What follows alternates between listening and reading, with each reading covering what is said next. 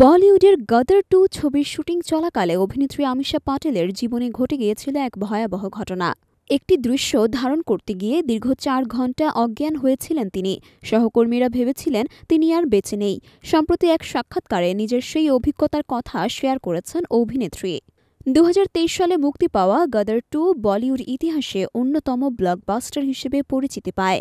তবে সিনেমার আইকনিক এক দৃশ্য শুটিংয়ের সময় বিপদের মুখে পড়েছিলেন আমিশা।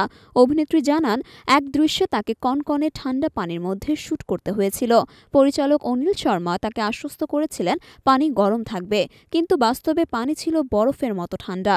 আমিশা বলেন, শট দেওয়ার সময় আমার সারা শরীর কেঁপে উঠেছিল। পাতলা সালোয়ার কামিজ পরা অবস্থায় ঠান্ডা পানিতে শুট করতে গিয়ে শারীরিক অবস্থার অবনতি ঘটে। শুটিং শেষ হওয়ার পরপরই তিনি সংজ্ঞাহীন হয়ে পড়েন। সহকর্মীরা আমিশার শরীর উষ্ণ করতে বিভিন্ন চেষ্টা করেন, তবে তার ততক্ষণে পুরো শরীর অসাড় হয়ে যায়। তাকে তৎক্ষণাৎ মেকআপ ভ্যানে নিয়ে যাওয়া হয়। প্রায় ৪ ঘণ্টা সংজ্ঞাহীন অবস্থায় থাকার পর আমিশা জ্ঞান ফিরে পান। তিনি বলেন, চোখ খোলার পর দেখি সবাই স্বস্তির নিঃশ্বাস ফেলছে। আমাকে নিয়ে সবাই খুব চিন্তিত ছিল। তবে কি হয়েছিল সে সময় আমার কিছুই মনে নেই।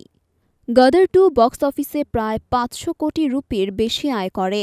এটি ২০২৩ সালের অন্যতম সর্বোচ্চ আয়কারী চলচ্চিত্র হিসেবে স্থান পায়।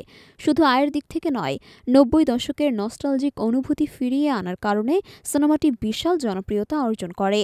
আমিশা পাটেলের এই অভিজ্ঞতা বলিউডে কাজের প্রতিকূল দিকগুলোকে সামনে আনে। তবে সব কষ্ট পেরিয়ে তিনি গদর 2 এর সাফল্যে গর্বিত।